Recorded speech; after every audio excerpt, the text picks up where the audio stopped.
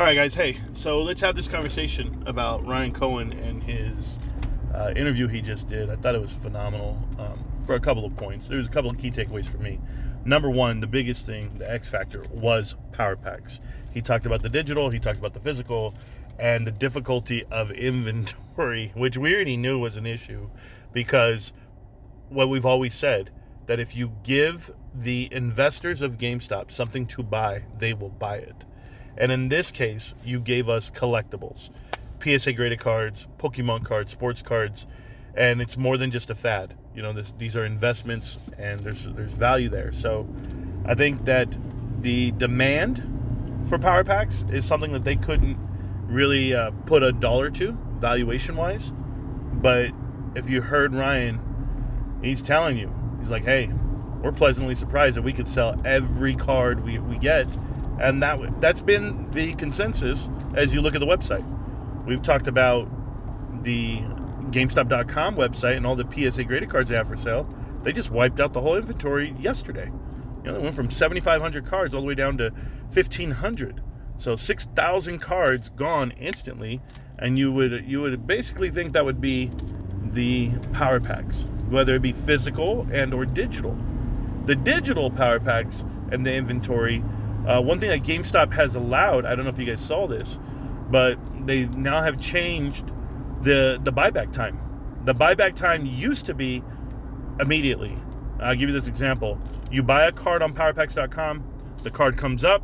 If you don't like that card, you can sell it immediately back to GameStop for 90% of what it's worth according to Card Ladder. Well, now they're giving you a week to sell it. So you have up to a week. So if you want to change your mind, you can change your mind. But that gives you more time to sell the card back. Therefore, they might get a little bit more cards back rather than selling them on eBay and or to PSA Direct. I'm sure they're buying them back from PSA. I'm sure they're buying them everywhere they can for a good penny. But if you read or if you heard what Ryan said, he said that they would not be overpaying no matter what the cause is. They're not going to get ridiculous no matter what the demand is. So that was fun to know. And it's fun to know because that's the unknown, right? He says, wow, well, those are it's something to think about. It's different. Because if you had the max amount of inventory, you would sell out immediately. And this is the problem that's a good problem to have in retail, physical retail.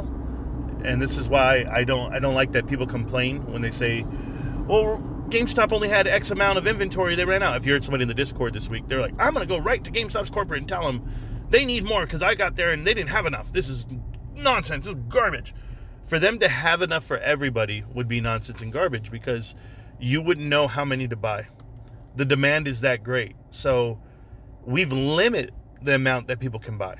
That's how great the demand is. So there's a lot of things to be upset about. That's not one of them. Just know that whatever GameStop is buying and that the price they're buying it for, it's efficient and they're making money. So margins are going to go up. Certainly if they put, a pretty penny on it, but obviously they're not gouging you for value because they could. The power packs could be doing just that. They could open up the scale and say, you're going to buy a $25 power pack, you could get a $2 card, or if you're going to buy a $100 power pack, you can get up to a $25 card. They don't do that. So they're finding enough inventory for where they're at. If you read the website too, they hired looking for another person to be in charge of that section of getting cards, being in control of inventory. We call it an inventory control specialist, an ICS, but a little bit more in depth than that. So I loved what he said. I loved how he said it. And the structure is only going to go up and to the right at this point because the profits are there. And, they asked about a potential stock crash, if that's what he's waiting for. And I loved what he said because, like most venture capitalists and or private equity funds, they get money and they have to produce a refund. They have to produce a return, I should say. So a return on their investment, and they're under the gun for that investment and that return. So GameStop's not that. GameStop has all this money and they don't have to return it back. They can just sit tight. So when the market does correct, this might be a whole new company, but that's why you're invested in it, and that's why you're willing to sit out for as long as you need to. And the last part was when they talked about Roaring Kitty, he said, hey, why don't you ask him, or I'll even ask him, he wants more investors instead of day traders. So I definitely agree with that, and I've always been known to do this. That's what I've done. Always invested. Never wrote an option on it, and I don't plan to, because it's too valuable to me. There's just too much at stake in my heart, and in my head, and my 90%, right? The iceberg under the water. My 90% is my emotion. It's my heart, and it tells me, and it's telling my brain, this is the best investment of your lifetime, and you just got to keep making it. So, and I will. So, yeah, I got a lot of peace of mind watching Ryan today, or hearing Ryan today, I should say. And for you guys out there that believe in GameStop, believe in myself, or anyone else that supports it, just know this was a good day. It was a good day and good verbiage from Ryan. And I mean, they went so far off topic, but it didn't matter. I'm still dialed in with the kid. He's dynamite, and it's exactly where I want to be. So, GameStop, can't stop, won't stop. GameStop. I'll see you around, millionaires. I'm still working, I'm still doing stuff.